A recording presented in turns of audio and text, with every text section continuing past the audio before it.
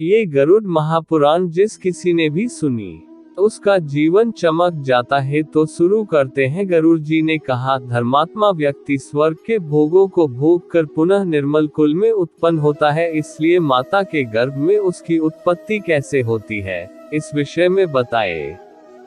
हे करुणानिधे, पुण्यात्मा पुरुष इस देह के विषय में जिस प्रकार विचार करता है, वह मैं सुनना चाहता हूँ, मुझे बताए। श्री भगवान उवाच। श्री भगवान ने कहा, हे तार्क्ष, तुमने ठीक पूछा है। मैं तुम्हें परम गोपनीय बात बताता हूँ, जिसे जान लेने मात्र से मनुष्य सर्वज्ञ हो जाता है।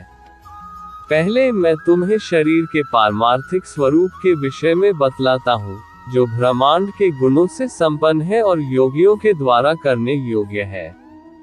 इस पारमार्थिक शरीर में जिस प्रकार योगी लोग शतचक्र का चिंतन करते हैं, वह सब मुझसे सुनो। पुण्यात्मा जीव पवित्र आचरण करने वाले लक्ष्मी संपन्न गृहस्थों के घर में जैसे उत्पन्न होता है, और उसके पिता तथा माता के विधान एवं नियम जिस प्रकार के होते हैं, उनके विषय में तुमसे कहता हूँ। स्त्रियों के ऋतुकाल में 4 दिन तक उनका त्याग कर देना चाहिए, अर्थात उनसे दूर रहना चाहिए।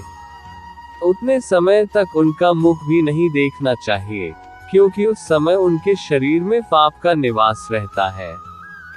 चौथे दिन वस्त्रों सहित स्नान करने के अनंतर वह नारी शुद्ध होती है, तथा 1 सप्ताह के बाद पितरों एवं देवताओं के पूजन अर्चन तथा व्रत करने के योग्य होती है। 1 सप्ताह के मध्य में जो गर्भ धारण होता है, उससे मलिन वृत्ति वाली संतान का जन्म होता है।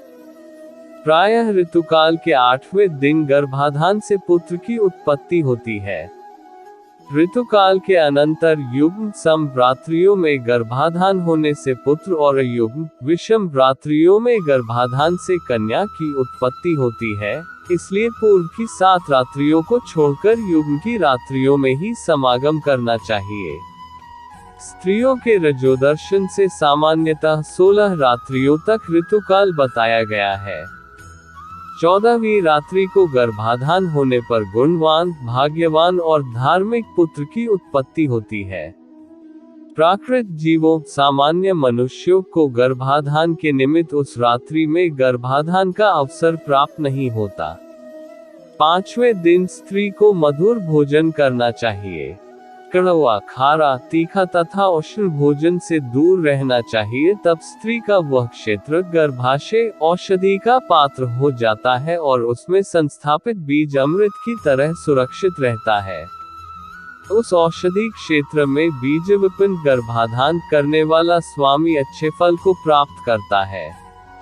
तांबूल खाकर, पुष्प और श्रीखंड से युक्त होकर तथा पवित्र वस्त्र धारण करके मन में धार्मिक भावों को रखकर पुरुष को सुंदर शैया पर संवास करना चाहिए। गर्भाधान के समय पुरुष की मनोवृत्ति जिस प्रकार की होती है, उसी प्रकार के स्वभाव वाला जीव गर्भ में प्रविष्ट होता है। बीज का स्वरूप धारण करके चैतन्यांश पुरुष के शुक्र में स्थित रहता है। पुरुष की काम वासना, चित्तवृत्ति तथा शुक्र जब एकत्व को प्राप्त होते हैं, तब स्त्री के गर्भाशय में पुरुष द्रवित होता है। स्त्री के गर्भाशय में शुक्र और शोणित के संयोग से पिंड की उत्पत्ति होती है। गर्भ में आने वाला सुकृति पुत्र पिता माता को परम आनंद देने वाला होता है और उसके पुंसवन आदि समस्त संस्कार किए जाते हैं। पुण्यात्मा पुरुष ग्रहों की उच्च स्थिति में जन्म प्राप्त करता है। ऐसे पुत्र की उत्पत्ति के समय ब्राह्मण बहुत सारा धन प्राप्त करते हैं। वह पुत्र विद्या और विनय से संपन्न होकर पिता के घर में बढ़ता है और सत्पुरुषों के संसर्ग में सभी शास्त्रों में पांडित्य संपन्न हो जाता है।